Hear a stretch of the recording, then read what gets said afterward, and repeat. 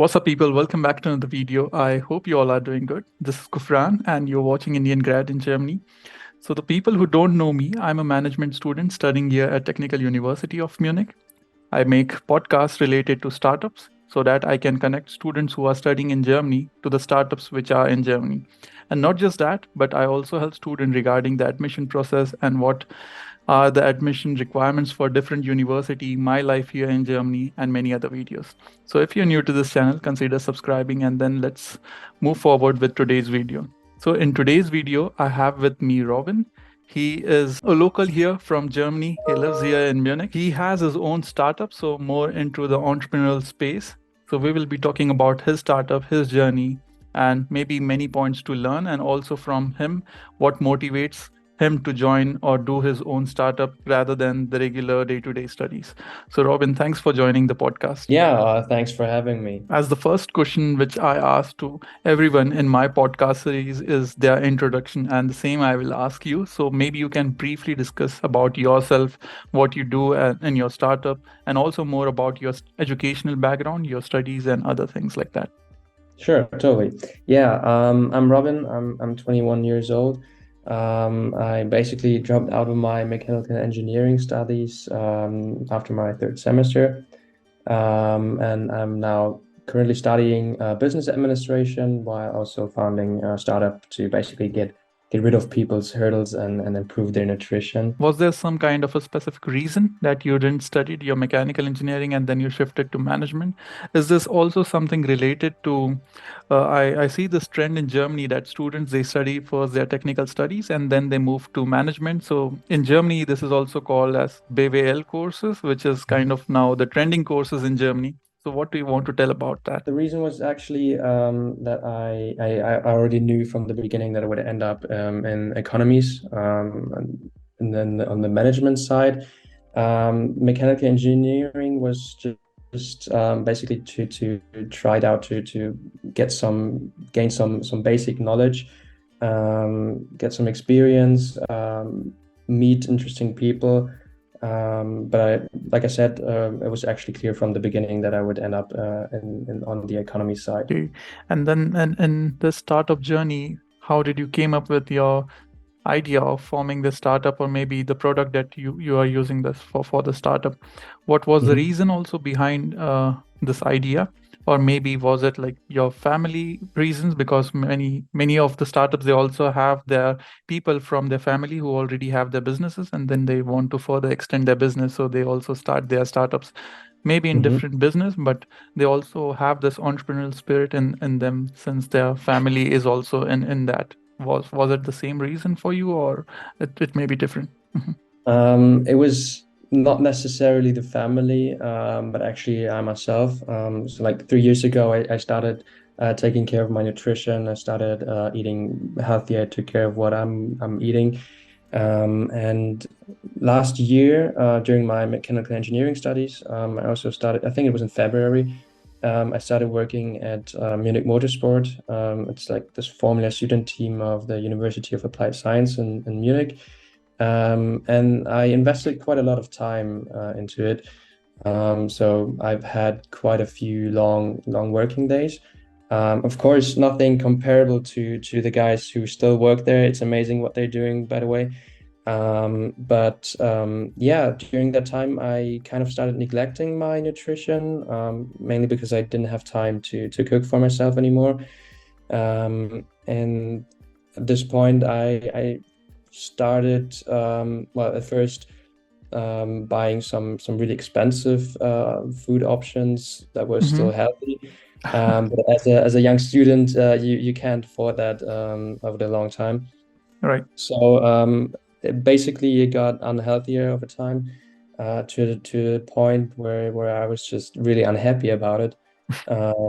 Because yeah, it definitely had effect on my skin Hmm. and other various reasons. Yeah, that was the main motivation for me to start thinking about a better solution on how to make a healthy nutrition more available, easier available, and definitely more affordable. Yeah. I mean, food is like one of the necessities for our life, as we are taught in food, clothing, and shelter. So food is one of the most important component for a human being, and if we are compromising on it, then we are compromising on our lives. So Absolutely. properly said by you that if we have this healthy, nutritious option, and we can save on many factors, not just our uh, physical health, but also it affects our mental health sometimes if we are eating the junk Mhm. food every time, maybe pizza, burger, and then so on. And if it's a continuous habit, then it's also difficult to get out of that loop. So this is an Yeah. interesting idea that you thought of, that why not I start something in the field of nutrition. But don't you think that there are many people who are already there in this field of nutrition, maybe uh, lifestyle coaches, maybe nutrition experts, and so on? So, what makes you different apart from the ongoing people who are there in this field, who are established, who are there since Mhm. long time, doing multiple things? Yeah. So what's currently really on the market basically is mostly about education. So like most nutritional experts try to educate the people, trying to get them to understand that then healthy nutrition is important for their lives and all that stuff. And I realized that this isn't although it's a good approach and Mm-hmm. that definitely helps a lot of people. It's not the approach that will help the mainstream, like the Mm-hmm. average people, the guys who are not all too interested in the healthy nutrition field. So there has to be a solution on how to make a nutrition, a healthy nutrition as or even yeah more available than Mm-hmm. an easier available than an unhealthy nutrition. So basically like in a way that it should be the first choice because it's the most convenient choice because it's the easiest to access, and that's something that isn't quite established yet. If you take a look around, most people still go to the McDonald's, get some fast food. Really, it's not even just McDonald's or fast food. Mm-hmm. Really, it's starting with white bread, which is also quite unhealthy already. And so what makes my startup so different is that we're actually really working on improving the availability and accessibility of healthy nutrition. We take less care. I'm not saying not totally, but I would say less care of educational Mm-hmm. content and more about actions. Yeah, so it's more on the action side rather than educating, Right. because I see you're correct. So nutritionists, they educate more, but when it comes to taking the action, it's we who have to apply it on ourselves. Exactly. And maybe Mhm. sometimes people just hear and then they don't apply. So Yeah. then coming back to you, if this is your idea, so is it like a product or service, or what it is? So it's a product. I'm currently the idea really is to develop an automated cooking machine, basically. A lot of people get into the minds when they hear that a Thermomix. Mm-hmm. Really, it's going further than a Thermomix. It should be fully automized. So the idea basically is to the customer should be able to press on a button on the phone, decide for a meal, and then it should be freshly cooked within 15 to 20 minutes, and then it should be able to be picked up 15 minutes later, 20 minutes later, right around the corner, basically. And yeah, that's the idea. Are these the vending machines you see near the railway stations, or maybe at university or offices, the big machines that have maybe sometimes snacks or maybe drinks? So is it, I can imagine, is it like the similar kind of structure you will be using it? Yeah, you can definitely picture a vending machine only without the snacks, Mm-hmm. but instead filled with cooking pans, with a storage unit for the ingredients, and then basically the entire cooking process will take place inside of that machine, which will be which will be placed in at the beginning at least. That's the idea right now. In certain offices to make a healthy nutrition available for working people at first. And then So for example, if I imagine, generally what I've heard from people is nutritious food is not that tasty. So what options then you will be having in these vending machines, whether there will be some customizable options which I can customize according to my own taste, and then I have something nutritious as well as tasty, because it should be tasty as well, right? yeah, exactly. Well, whoever said that healthy isn't tasty isn't right in my opinion. I think there are lots of healthy meals that really are delicious. Sure, we basically leave out sugary products, sugary ingredients, ingredients with lots of carbohydrates.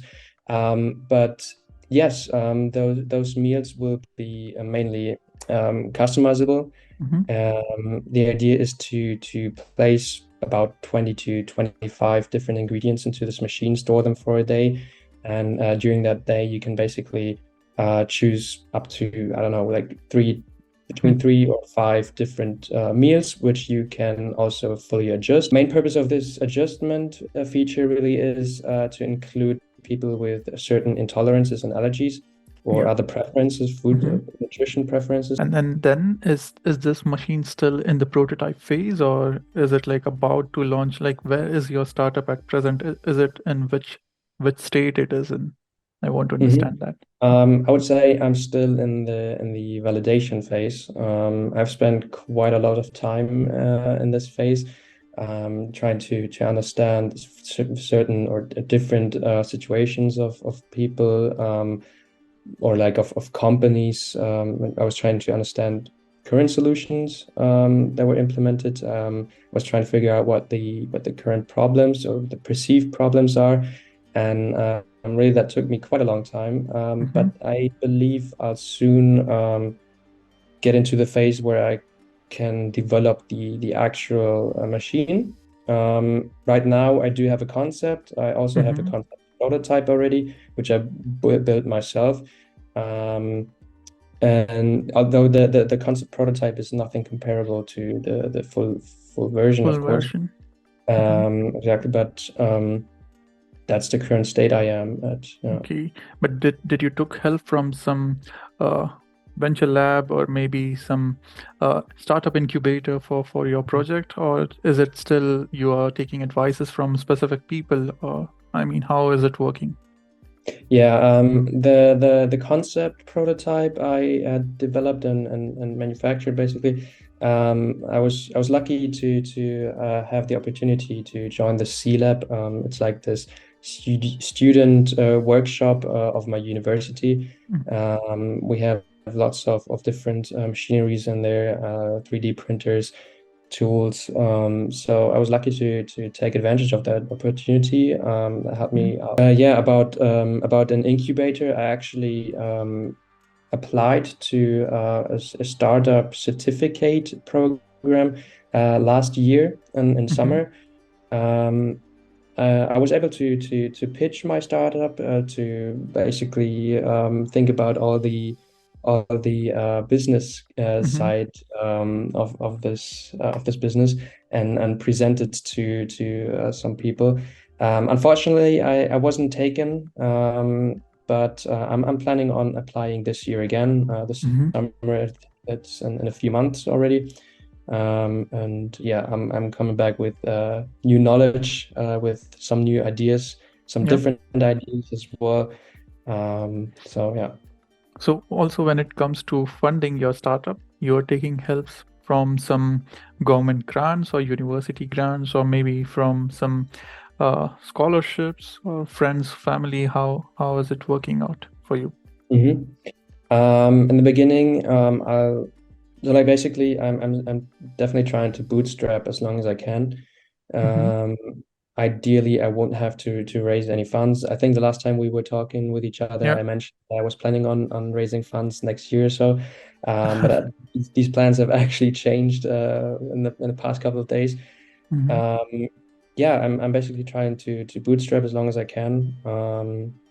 Hopefully, I'll never have to raise any funds outside of friends and family.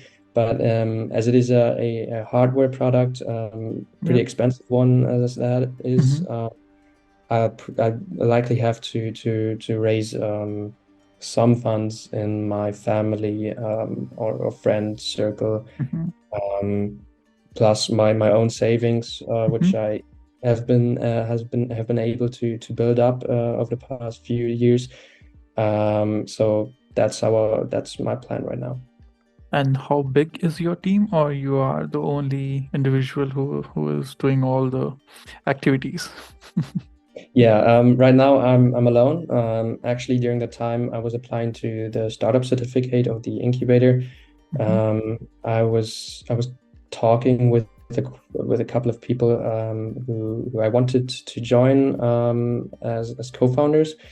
Um, After I didn't get accepted, I started working on the problem validation Hmm. more intensively, and over the time I realized that I actually don't think I necessarily need a co-founder, Hmm.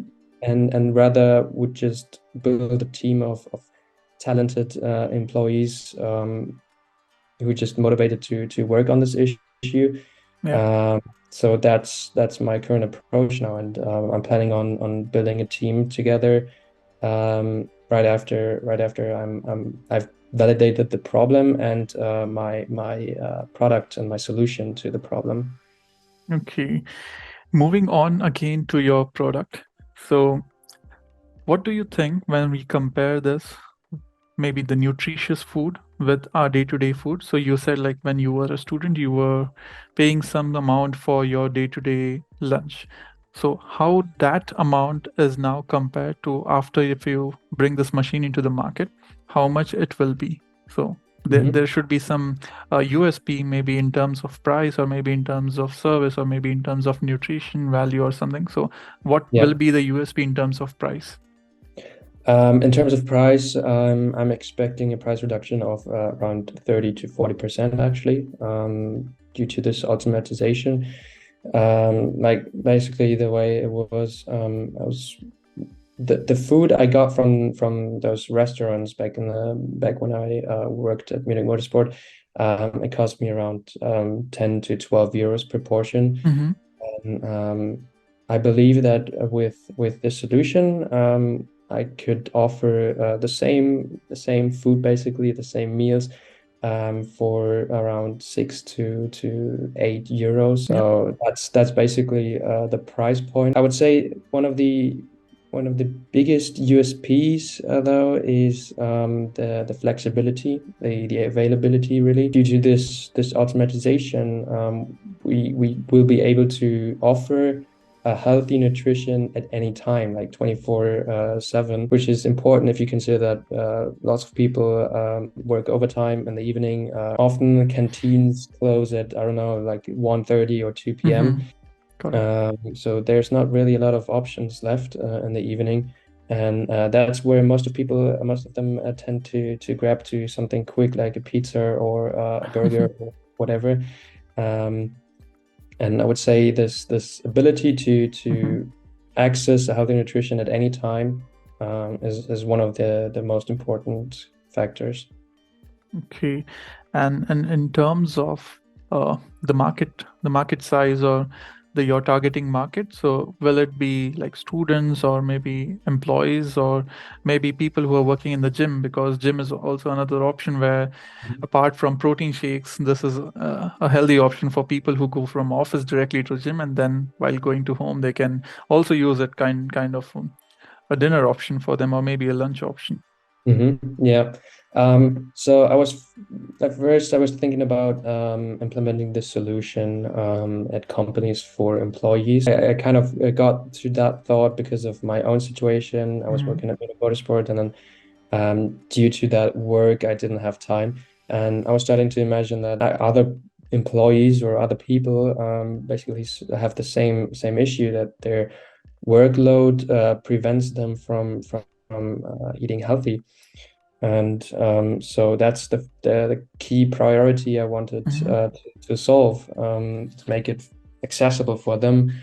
And that's why Mhm. I'm mainly thinking about implementing it for employees. Then I believe I'll come with last 2 points of this video. So the last point would be, at present, what initiatives or efforts you are taking from your side to educate your future customers or maybe the audiences who are out there in terms of, as we say, for example, nutritionists, they do some education. So for you, for your startup, are you doing some kind of website collateral, that you have your own website where you are putting some content, maybe blogs related to nutrition, or promoting your company in terms of different mediums, not just your website, but maybe LinkedIn and other social media platforms?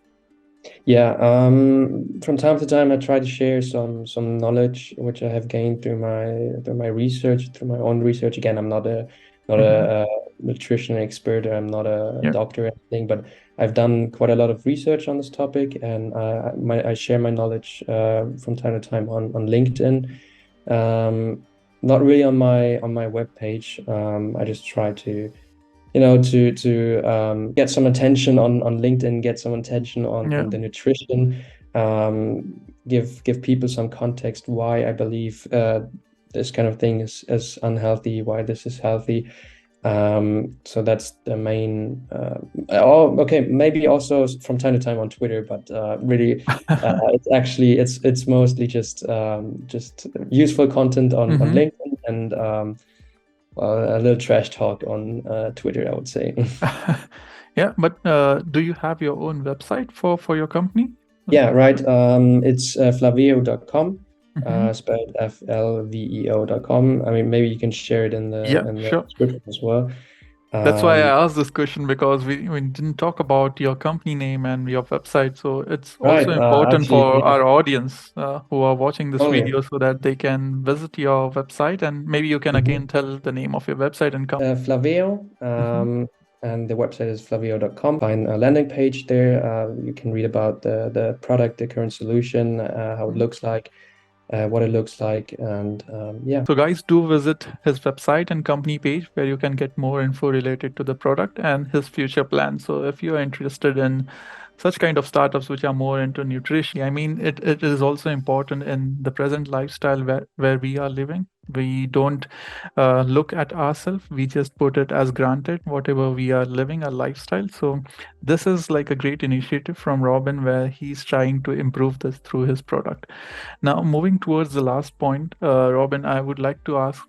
Uh, I know startups thing is very difficult. So, what will keep you motivated in the coming years till this product is out in the market, so that you put your efforts 100%, or what will be your plan of action for the future? What will definitely keep me motivated is the thought of improving people's lives. Nutrition has an immense impact on our health, on our lives.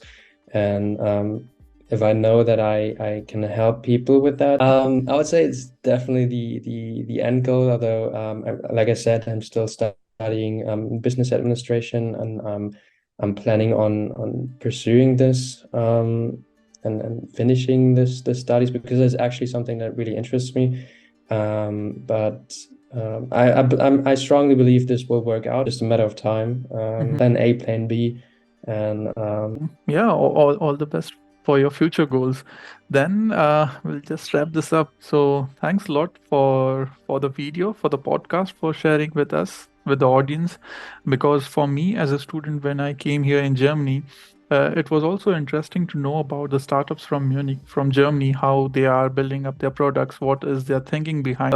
I don't want to keep this to myself. I want to give it to the audience as well, because it's also important, because there are many expats that are coming to Germany. And also for the students who are presently studying in Germany, this is a good way that we can share this information with the students. So maybe someone who have this entrepreneurial spirit, who want to grow, but he has this fear from inside, what will be the consequences, how other co-founders or founders are.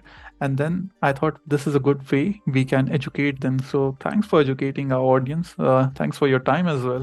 It was really interesting to know about your your startup, your product, and really looking forward to your startup in future. Thanks. Thank you. Thank you so much for having me. And I really like your mission. I really like what you're trying to pursue here. So again, thanks for having me.